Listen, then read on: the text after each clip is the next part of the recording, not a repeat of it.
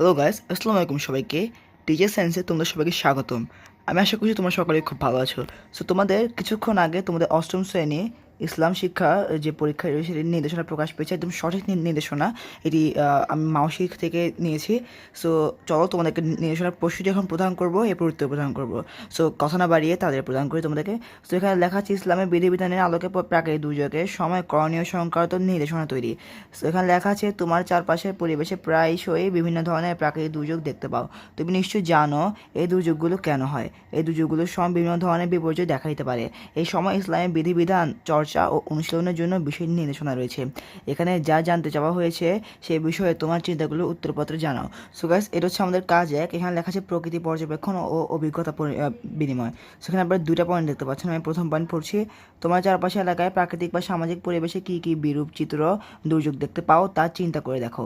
এবার তোমার দুইজন বন্ধুর কাছ থেকে শুনে নাও তারা চিন্তা করে প্রাকৃতিক বা সামাজিক কী কী বিরূপ চিত্র খুঁজে পেল। আলোচনা করে এই বিষয়ে তাদের ভাবনা জেনে নিয়ে ছকে নিচে লেখো।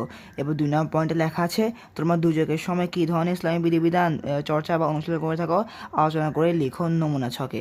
সেখানে তোমাদেরকে লিখতে হবে তোমার বিভিন্ন দুর্যোগের সময় কী পেলে। এটা তোমার ছক। তুমি দুর্যোগের সময় কী করো, কী কী ইসলামী বিধিবিধান এগুলো অনুসরণ করো, ইসলামী বিধিবিধানগুলো, এগুলো তোমাকে তোমার যে এগুলো সেগুলো তোমাকে লিখতে হবে। এবার এগুলো তোমার বন্ধুগুলো লিখতে হবে এবং তোমার দ্বিতীয় বন্ধুগুলো লিখতে হবে। আশা করি তুমি বুঝতে পারছো। সো এটাও তোমাদের কাজ 2। এখানে লেখা আছে সমস্যা খুঁজে বের করি। সেখানে 2টা পয়েন্ট লেখা আছে। প্রথম পয়েন্ট হলো তোমার বন্ধুর চিহ্নিত প্রাকৃতিক দুর্যোগ সমূহের ফলে কী কী সমস্যার সম্মুখীন হতে হয় বলে তুমি মনে করো। মানে এখানে তোমার বন্ধুর যে প্রাকৃতিক দুর্যোগগুলো চিহ্নিত করেছে সেগুলো সাথে আমরা কী কী সমস্যার সম্মুখীন হতে পারি অথবা হয়ে থাকি সেগুলো লিখতে হবে। দ্বিতীয় পয়েন্টে ওরা বলছে এইসব প্রাকৃতিক বা সামাজিক দুর্যোগ থেকে তুমি ইসলামের দৃষ্টিতে কী শিক্ষা খুঁজে পাও তা লিখতে হবে। মানে এইসব প্রাকৃতিক দুর্যোগে কেন হয়, এর দ্বারা আমাদেরকে আল্লাহ তাআলা কী শিক্ষা দিতে চান এগুলো তোমাদেরকে লিখতে হবে। তো এখন আমরা কাজ নিয়ে চলছি। সেখানে লেখা আছে সমস্যা সমাধানে ইসলামের নির্দেশনা আলোকে করণীয় নির্ধারণ। মানে ইসলামের নির্দেশনা আলোকে তোমাদেরকে ইসলামের সমস্যার সমাধান করতে হবে। তো এখানে পয়েন্টে লেখা আছে 4জন বন্ধুর সাথে আলোচনা করে দুর্যোগপূর্ণ বিভিন্ন পরিস্থিতি মোকাবেলায় ইসলামের বিধিবিধান অনুযায়ী আমরা অথবা আমাদের করণীয় কী তা ছকে উপস্থাপন করতে হবে। সেখানে তোমাদেরকে ছকে ইসলামের বিধিবিধান অনুযায়ী আমরা কী করতে পারি তা লিখতে হবে। এবার আমাদের করণীয় কী তা লিখতে হবে। এবার কী কী আমরা চর্চা করবো সেগুলো লিখতে হবে। সো চলো তোমাদেরকে পরের কাজে আমি নিয়ে যাই। তোমাদের কাজ 4 এখানে লেখা আছে মানুষ ও প্রকৃতির কল্যাণ। সেখানে লেখা আছে তোমাদের করণীয় গুলোর আলোকে নিম্নলিখিত ছক অনুযায়ী কীভাবে কল্যাণ করতে পারো তার বিশ্লেষণ নমুনা ছকে লিখো।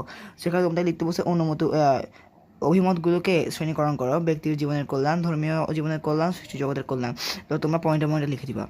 এবার 5 নম্বরের কাজে লেখা আছে প্রতিবেদন লিখে। এখানে লেখা আছে উপরের কাজগুলো মানুষ কোন বিশ্বাস থেকে করবে ইসলামের বিধিবিধান ও নির্দেশনার আলোকে একটি প্রতিবেদন তৈরি করো। তোমাদের ইসলামী নির্দেশ ও বিধিবিধান অনুযায়ী তোমাদেরকে একটি প্রতিবেদন তৈরি করতে হবে। সো আশা করি তোমাদের কাছে আজকে এই ইসলামের যে নির্দেশনা দিয়েছে সেটা তোমরা ভালোভাবে বুঝতে পারছো।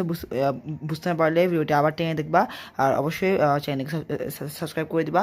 আমি কিছুক্ষণের মধ্যে এই প্রশ্নটির উত্তর তোমাদেরকে এখন প্রদান করছি। সো আশা করি তোমার সবাই ভালো থাকবে, সুস্থ থাকবে। চ্যানেলকে সাবস্ক্রাইব করে রাখো উত্তর পাওয়ার জন্য। আল্লাহ হাফেজ।